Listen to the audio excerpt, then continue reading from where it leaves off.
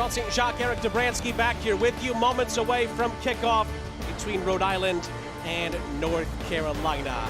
Time to dig in to the starting lineups for both teams. They're brought to you by Bally Bet Casino. And we start with Conno Smith and the hosts. And a lineup that Mabika and Yao bring a physical presence and veteran awareness to this back line in midfield. Herivaux and Maxi Rodriguez offer a gritty and industrious duo. They recover the ball well, spark quick transition going forward, and then you always have to be aware of Albert Dikwa as that featured multi-dimensional threat. Jake McGuire has that presence in goal, has multiple clean sheets already this season, organizing well behind the back line that is thriving. And it's played further down the line for Sanchez. Sanchez's ball in is touched towards goal, but saved by McGuire. Lose to Pittsburgh 1-0. Now obviously you flip the script and you beat them in the Jägermeister Cup 1-0. But then you go on, lose Miami 1-0, and then lose City. The only goal scored is that own goal by Kyle Adams. Obviously the pressure that you put on and creates that moment. Good ball in here, it's headed in by Albert Dikwa. Oh, how Rhode Island needed that. It's Albert Dikwa's second goal of the season. And RIFC jump out in front here in Pawtucket.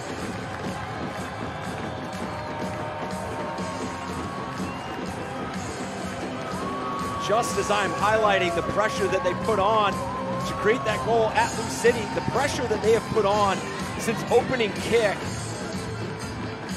has been tremendous, and it is.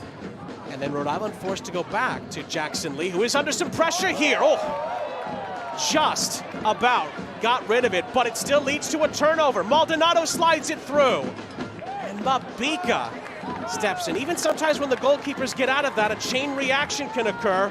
That leads to a breakdown, a mistake. Rhode Island lived to tell about it in the end. But North Carolina still on forward here with Martin. Martin slides it through, it's brilliant, build-up play! Oh, and it's off the post! Perez follows up, Lee touches it away from him at the end of this sequence. And up and down the field we go, and this stoppage gives Jackson Lee a moment to just take a breath, because he has heavy involvement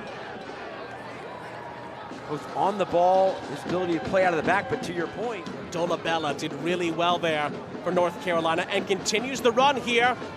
Dolabella clipping it into the middle. Maldonado lays it off. And it was a really well-struck effort from the edge of the penalty area. Early delivery we've seen from that side as well. Lovely ball through the lines here for Herivaux, who slides it through for Dikwa, who from the beginning really was in an offside position. Yeah, he was hoping that back line for North Carolina would continue to drop. He held it for just a split second. And I don't know what kind of case he's pleading to the linesman, because he was clearly off from the moment go. So many times as of late, it's been Rhode Island needing the goal. They've been the ones that have been pushing. On the other side of the coin here, see how they handle that, and they've been under quite the siege over these last 20 minutes. A siege that will continue out to this far side. Red shirts are queuing up here, but it's a wonderful run, and goodness gracious me, it's an exceptional equalizer. Rafa Mentzingen is a one-man North Carolina wrecking crew. And John Bradford's side find the equalizer, and it's one of the highest quality from start to finish.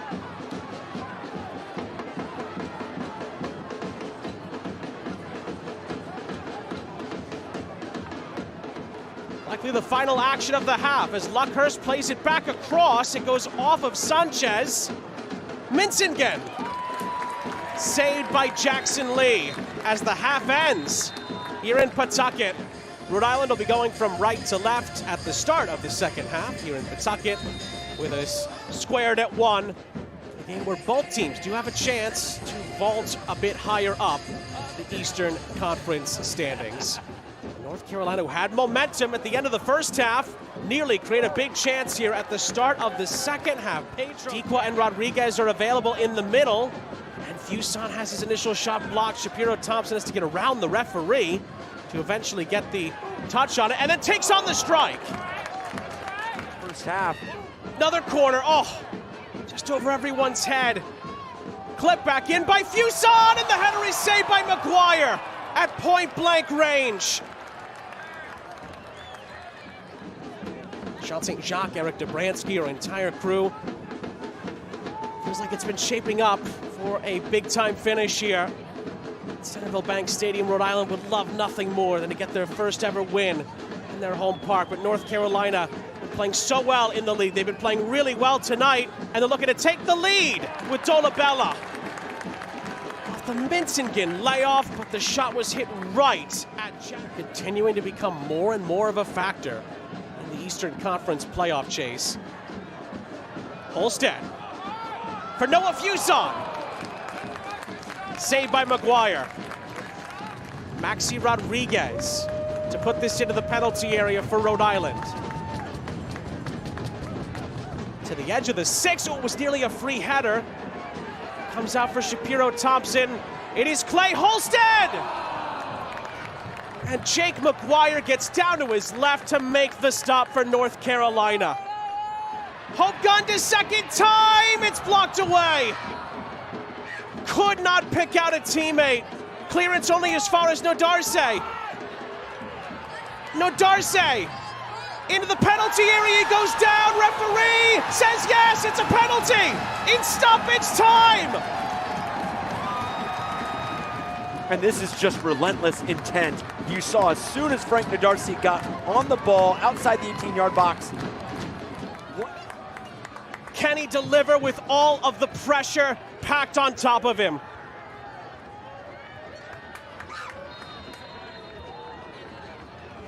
Maxi Rodriguez wins it!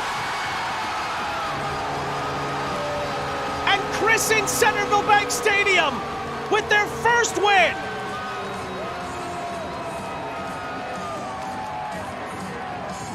Maxi Rodriguez is just made for the big moments. He was simply never going to miss. And surely now, Rhode Island finally get their first win in their brand new park.